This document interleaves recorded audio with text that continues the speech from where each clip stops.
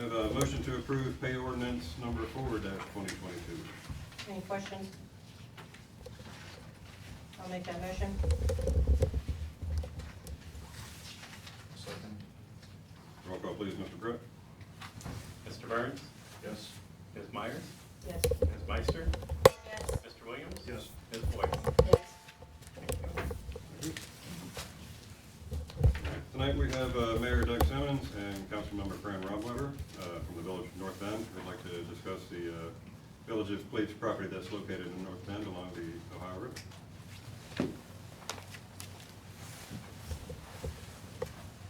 Thank you, Mayor Myers, for having me today along with council. Appreciate the time. My name is Doug Sammons, Mayor of the Village of North Bend. I've been the Mayor of North Bend since 2012, along with Fran Romweber, who's a council member at the Village, who's been there, Almost 20 years. Almost 20 Getting ready years. to retire in 18 months. Yeah, so she's finishing her final term at Right. the Village of North Bend. So we wanted to come talk to you today. Obviously, I met with Mike last week. It was last week, right? It was like Friday. Thursday or Friday. Days just start blending together. As you know, we discussed this many years ago. Probably 2013 is when we first started talking about the riverfront project in North Bend. And at the time, Danny Stacy was your mayor, and we were trying to coordinate things with the police, ourselves, Miami Township, MSD for the water treatment plant down there, and basically trying to create a park that would be tied into Harrison's tomb.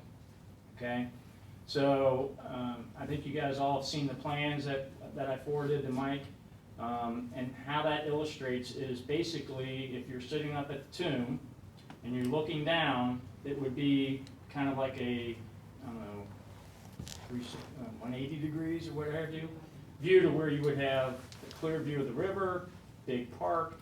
Obviously, looking at putting an interpretive center there, which basically would be a place where when people would come visit the tomb, they could then go there and learn more about the history of this area, along with our two presidents, John Cleese Sims, who kind of was the governor of the Northwest Territories at the time after the Revolutionary War. So we just felt like it is a great opportunity to bring people here and to learn about the history of the west side of Cincinnati, or west side of Hamilton County. And we had a grant that was given to us, which paid for NKSK, who put together a plan. We presented it to the citizens at that time, and pretty much everyone thought it was a great idea to do this. A couple changes have occurred. Obviously, we feel like in order for us to have this project done, the Village of North Bend has to have control of that property. And the reason why is because we recently were approached by Steve Shavitt's office, and I don't know if you guys realize this or not, but years ago, the federal government took away earmarking.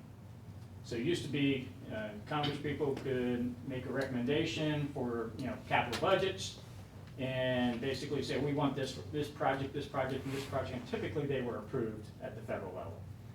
They did away with that when, probably it was about 15 years ago, maybe 20 years ago, where they stopped the earmarking. So anytime you needed to request something like this project and you wanted the federal government to get involved, you had to go through one of the agencies like the Department of Interior or the Army Corps of Engineers, which is what we did.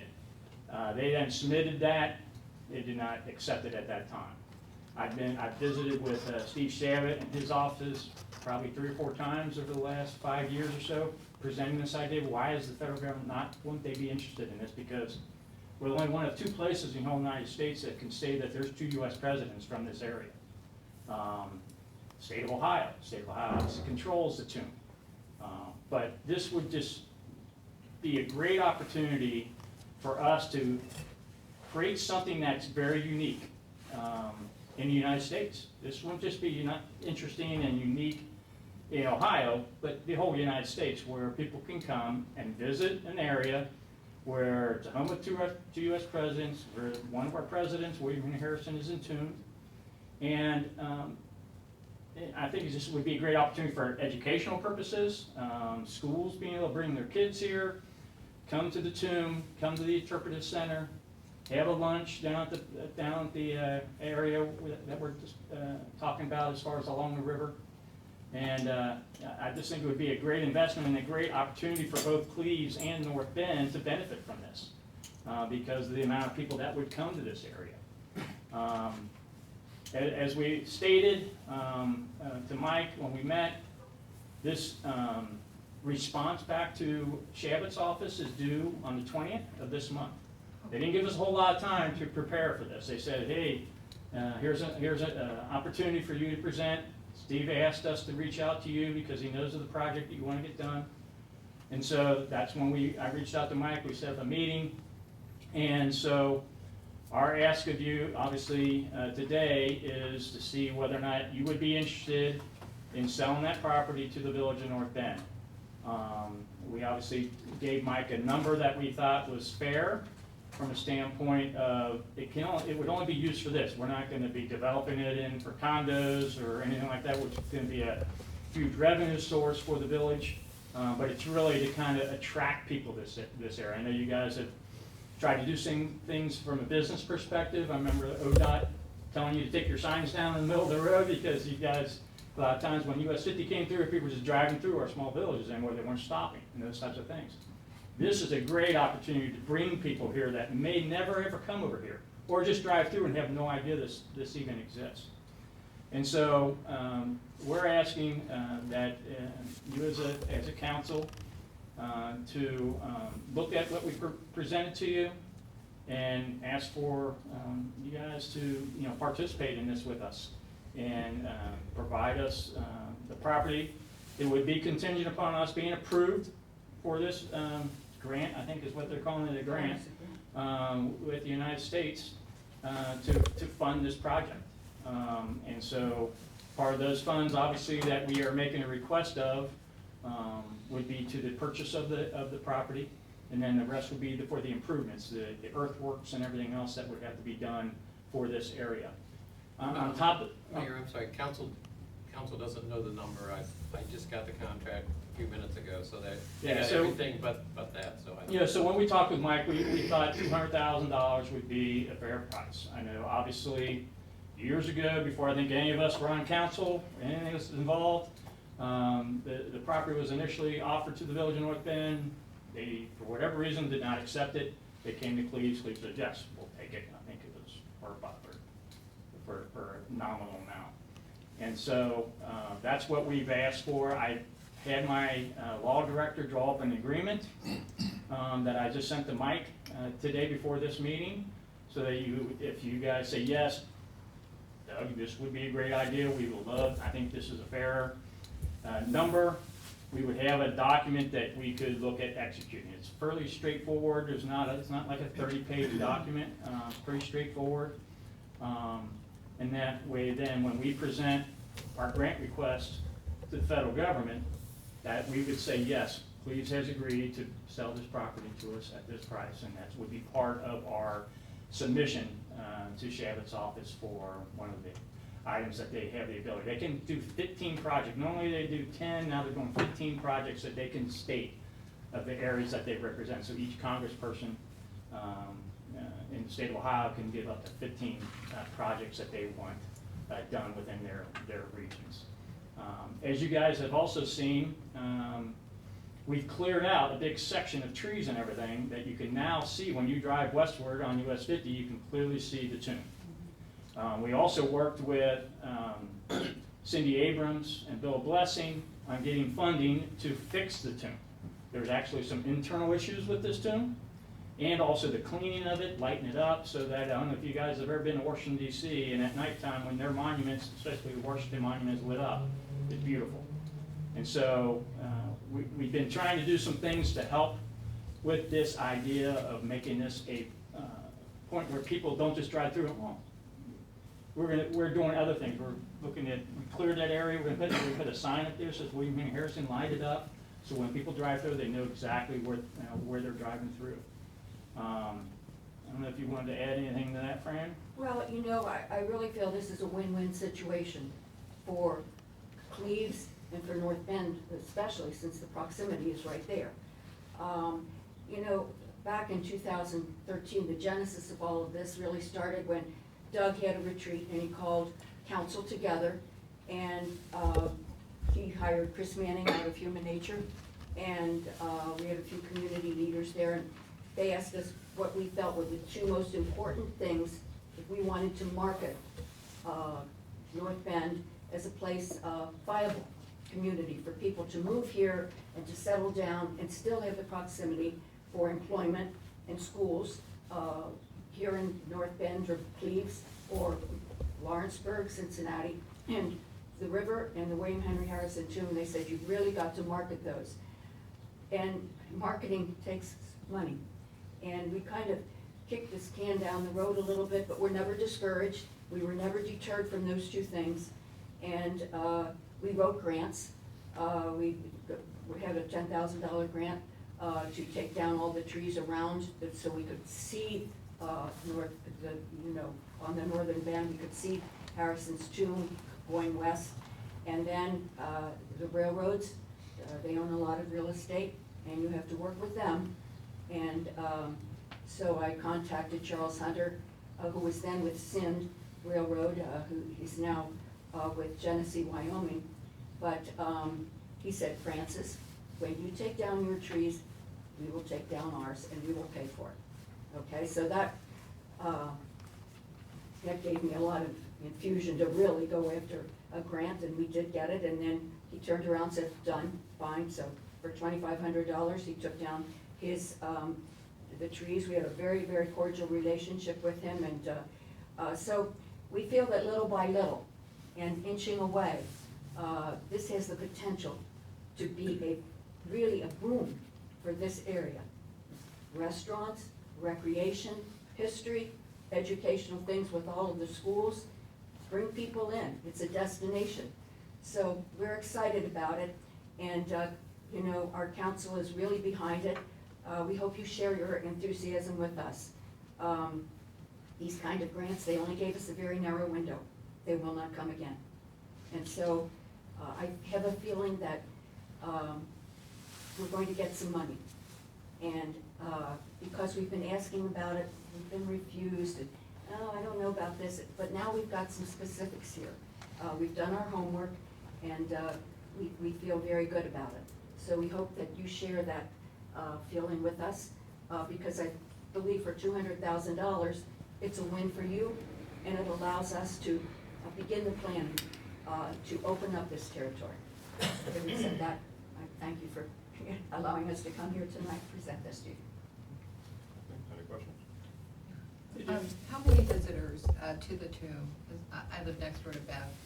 Oh, Yeah. that's a better person to ask that. She says there's a lot, increase. Yeah, I know she's the one that opens it up every morning. I think she does it almost every day. I don't know if she does it every weekend, but I know Monday through Friday she does it. I think she's like 8 a.m. in the morning until like 5. I know there's visitors from all around the world that come there, because there's a lot of people that visit presidential tombs. Some of the comments have not been totally flattering about when people do come here, and it's like, okay, we come to, then there's like nothing else, right? There's nothing else. There's no place you can go and learn. You can go, obviously, it includes into the Harrison Sims.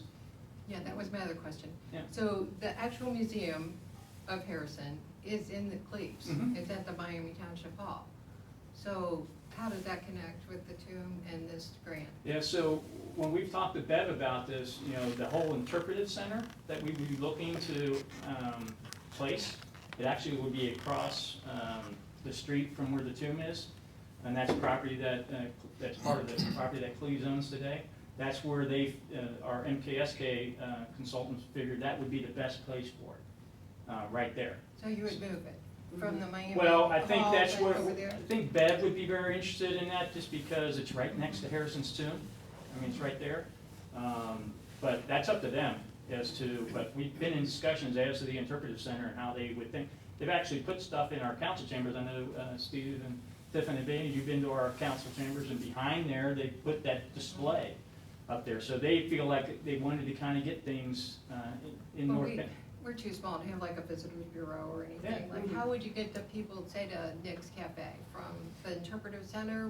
Would they make their way over to Cleves or not, or how? Would Yeah, I they- mean, if you wanted to say about just the visitors themselves, Yes. right, we could, you could promote, hey, if you want to local restaurants, here's Nick's Cafe, there's Skyline Chili, there's gonna be a Rogerson, right? So we would obviously promote the local restaurants, the Bear Market, which is in North Bend, so those would all be promoted as people come there, if they want a great little lunch, or they come at night, go eat dinner. So But you plan on like us working together? with Absolutely. North Bend, and I've met with Fran, and she's been very nice, because I'm interested in how you've beautified North Bend. You've done a wonderful job, and Fran's been wonderful to help me. And you know, a little vision goes a long way. I mean, really, you sit here and you think, well, you could go one way, be a pessimist and look on opportunity as a challenge, or you could be an optimist and look on challenge as an opportunity. And I think that over the years, that's what we've done. When Mayor Sammons took over as mayor, he asked me to be, chair of the beautification. And I loved it. That's where I really got my enjoyment, because it's fun and. I know you weren't very happy, Frank. Well, we've had a lot of fun over the years, and we built on it. And, and working together with Cleves, we can do that too. But we need to work together. I don't think you accomplish anything in isolation. And when you have the opportunity to have the camaraderie of villages, and we invite Addison, but it always seems to me when I look over these foundations that give money that somehow it's always on the eastern side. And maybe we just don't speak up enough and say, listen, we have an idea, we have a really good idea. And it can be a win-win situation for all of us, but we have to work together. And that's what we're asking tonight. Yeah, I've always encouraged that when our maintenance team work together. We now bought a lift truck. I think you guys have used that. We've used your things. We've always want to work in cooperation. You're our neighbor, right? You want to work with your neighbors, right? And so whatever, however involved you guys want to be, we would be open to any of that. Any ideas, what you might want to make changes to. If you say, hey, why don't we do this instead of this? We're open to that, but we do have to submit something to Shabbat's office by the 20th. It is a hard deadline. So today is what, the 13th? Lucky 13, right? So we got a week from today. We felt like, if you could have some decision by Friday, that way we can make sure that, either we're gonna submit or we're not gonna submit, because if we don't have the property, it doesn't matter what type of request we make, we won't have the property to put these plans in place. So. Mayor, I asked some of these questions, and this is for the sake of council. How large is the entire project acre-wise? I think we were looking at around 6 acres, somewhere in that range. It depends. Now, if we do the interpretive center, that's going to take up that property right across the road from Harrison's Tomb. Our property's 13 acres, is that? Overall, all your 20? property is 13 point whatever. That appraisal you sent me, which gave out all the legal descriptions of the parcels, and you came out to 13.14 acres. But the area, big portion of it's in floodplain, right? So part of our plans and our submission to Shabbat's office is actually going to be able to build a promenade, where the Army Corps of Engineers would have to come in and basically put a wall on the river and actually elevate it so that when we get to high rivers and all that nice wood that flows down, ends up, I know the boat club is constantly having to clean that area. That would give us people can actually sit there, actually looking at putting a boat dock there, so when people are on the river. Outdoor concerts, you can do an outdoor concert there, have people come up with their boats, sit out in the river like they do with Riverfest and the fireworks. They just sit out there and watch things. So there's all kinds of things that you can do with this property that right now I think is being totally underutilized for kind of enhance our area here in the west side of in County, so. And do you have an estimate for the total cost of the project? Yeah, so that was, and I think in the We knew that was coming. packet I sent to you, but the phase one and phase two, it came out to about, I better put my glasses on, so I'm seeing. It comes out to about 6.32 million. That's with all the earthworks, buildings and structures, demolition, site clearing, electrical work, landscaping, land acquisition, and then they have a contingency in here, 20% contingency if you want to add, or, you know how they are. So they put it, but this did not include the interpretive center. They kept that out because we were like, we didn't know if we could get that or not, but if we're gonna submit this and you guys say yes, we're gonna request funding for the interpretive center. I think we were gonna look for about 3 to 5 million for the interpretive center. And one of the things we also thought about is, I don't know if you guys have ever been up to Quincy, Massachusetts, the only other place where 2 US presidents are from. Who do you think manages his old house and his library? Not the state of Massachusetts, it's the Department of Interior that manages it. So they actually have full-time staff there. So part of our thought process was, if we are able to get the interpretive center, maybe work with the Department of Interior and be able to man that location to where the federal government would pay for the ongoing operation of it. Or maybe through Harrison Sims, they might want to run it. We're open to ideas. But first and foremost, we need to get the funding to be able to execute on what, the main things is clearing that area so that when you're up at Harrison's Tomb and you're looking, you can clearly see everything, kind of like with this view of the park. There's an overpass that we talk about going from, I always forget the name of the street. Broward. From Broward, there's a bridge that they're looking at so that you don't have to go down, you can go across the bridge and come down. There's a playground area that we've envisioned, bike paths, walking paths, obviously, those types of things, playground. I mean, I was just gonna say, so the bulk of this council doesn't know about those discussions back from 2013. I was at all those meetings. So what has changed? It's a great, vision and everything else, but there was a ton of roadblocks that were hit at that time with the residents, abutting the property, with the railroad, with MSD. What are we to do with MSD? How do you keep the smell? How do you cover it? How do you do all of these different things? So what has changed since all of those discussions, and the Corps of Engineers, since part of the property is in the river, and the boat club complaining about all the trash that does come up around in that area? So what has potentially changed? Have they all gotten on board since those Well, discussions? they were on board back in 2014 timeframe, 15, that area. They were on board then. MSD basically said that they can put up some They talked about the kind of green space and stuff like that, and they actually talked about moving the plant at one point too. They even talked to us about, we think about maybe moving it to another farm, after they just spent like $5 million, I think, for the improvements that they did there. Right. But they said they would work with us on helping that, right? Because the parking that we envisioned would be right near there. From a smell perspective, obviously I think there's days where you can smell. But it's, I don't think it's rampant, and I don't think it's every day. I think at certain days it lends itself to that. But I think MSD was on board then, and I don't have any reason why they would not be on board now. As far as the Army Corps of Engineer, obviously, if we were able to get this funding, they're obviously part of the federal government, and they gave us, we got an estimate for what it would cost for that, was around $3 million to put the wall in. I hate to call it a wall, we call it promenade, but they were, they liked our idea and they submitted it, and it got declined for whatever reason.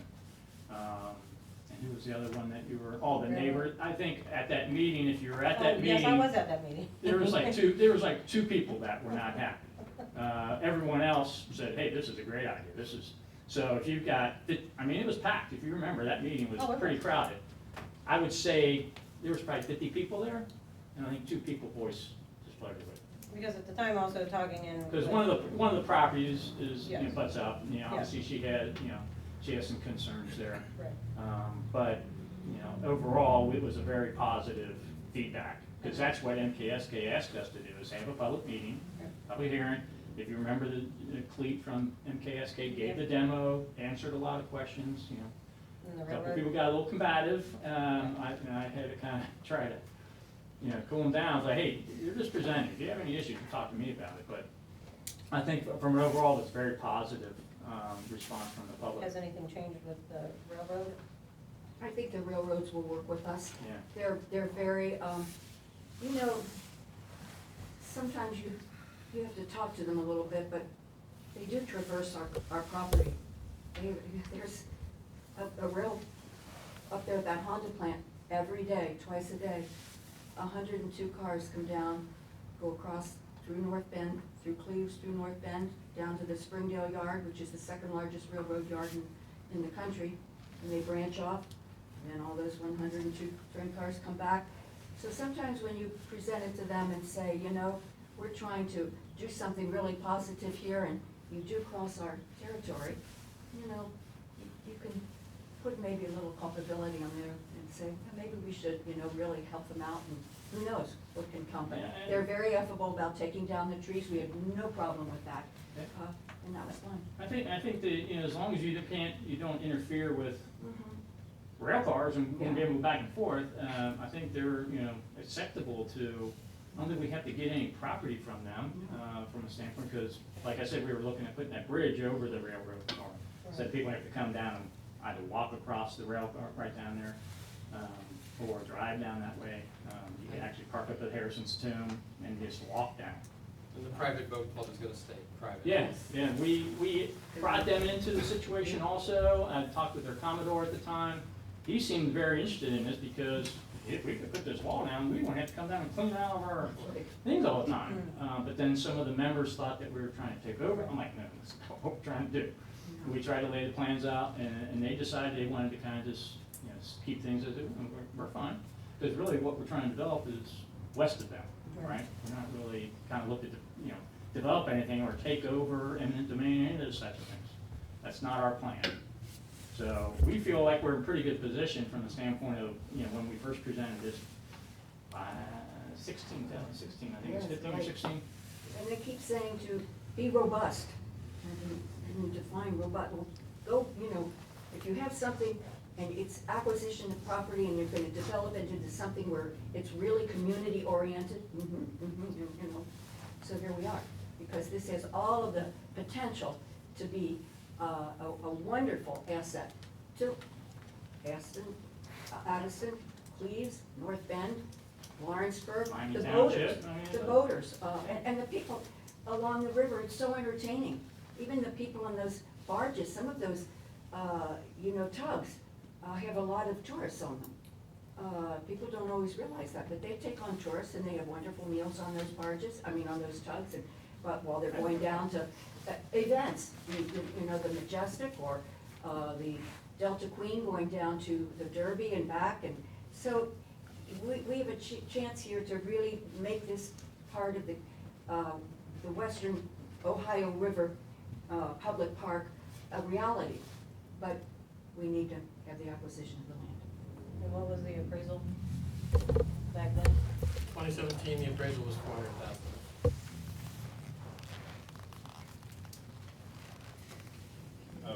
Looking at the plan, so you have, on the one side of 50, you have that, and it comes over, and there's like an east area, it's like 2.3 acres or something. And then you have the west, which is around MSD.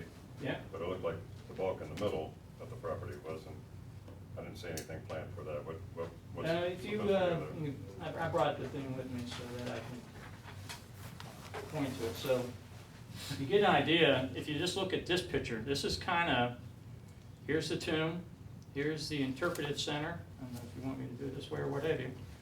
And then this is what it would look like. You'll still have trees, but obviously there's a lot of walking paths.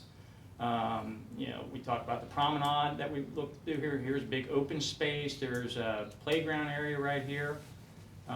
So if you want to kind of, get a visual perspective, this is kind of what it would look like from the river.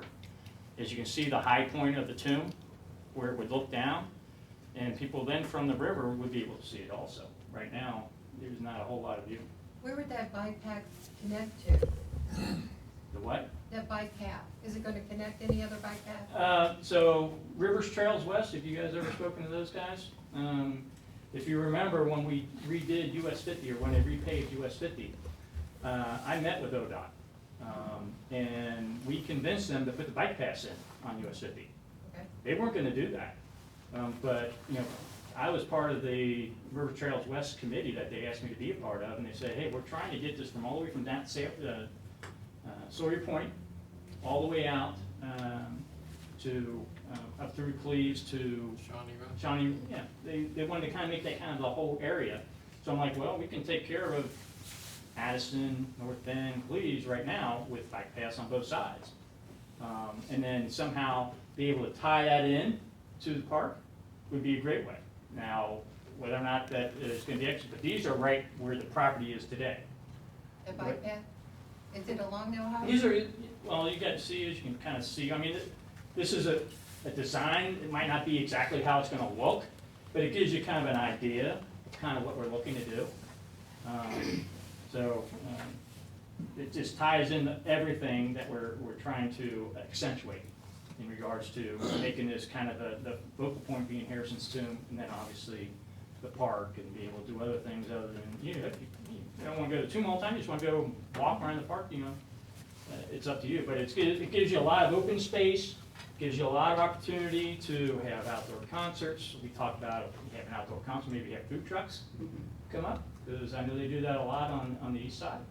I've been to a couple places where ice cream trucks come out there. I just think that way you don't have to plan for a permanent location, but you can still feed people that want to come there for a special event. So, How much parking is going to be available there? yeah, I think they designed, was it 120 spaces, 140 spaces, something along those lines? I mean, it's not like it's a 50-acre property. It's only 6 acres, so an outdoor concert, you would think maybe you get 500 people, right? So you might have parking there, and then obviously we would look to see where else people could park, maybe up by the tomb or in Cleves, or and they could walk. It's not that far of a walk if you just park on the streets too. Yeah. So I don't think the amount of parking, but people that would be coming there every day, where there'll be more than sufficient enough parking for people that would just utilize the park on a day-to-day basis. Now, who would maintain that too over time? So that would be We the talked village, about this. so it would be the village of North Bend. Okay. Yeah, we would be maintaining it. That would be part of, right now, we have one, well, not right now, we have 2 part-time maintenance guys. We would probably add, probably 1 more maintenance guy, because at the end of the day, we're 1 square mile. Right. Village of North Bend is 1 square, it's not like a huge area that we have to maintain. And most of that area is not public area where we have to, cut the grass. We do the point and some other things, but we don't have a ton of maintenance right now from the standpoint of having to hire 3 or 4 people. Once again, that's what we talked about. We might even talk with Hamilton Parks, and the park ranger come through there, if they want to be part of that. I think they would get on board once they see, hey, if we got this money, hey, you guys want to be part of this also. At the end of the day, we're trying to benefit this community, as far as having something that's unique, something that will not only get visitors from just the local area that might not have ever been to the west side. Trust me, there's a lot of people who have never been to the west side of town. I had my son play football at St. X, and we had the senior parents come over, and there's people that had no idea that Ashton Oaks was even, they had no idea. So there's a lot of people that don't ever come over here, but hey, their kids come over here and you're gonna be on the field trip with them, and I just think it's a great way to market ourselves, right? We're always looking for new housing developments, what have you, and we're somewhat locked, but there's areas around here that keep expanding and keep growing, and if this is an area where, hey, we got a great park we can come to, we gotta do all this stuff. And that's the thought process behind it. So it goes back to my question then, with that property, were you looking to just clear that out and just have it so people can view out to the river, or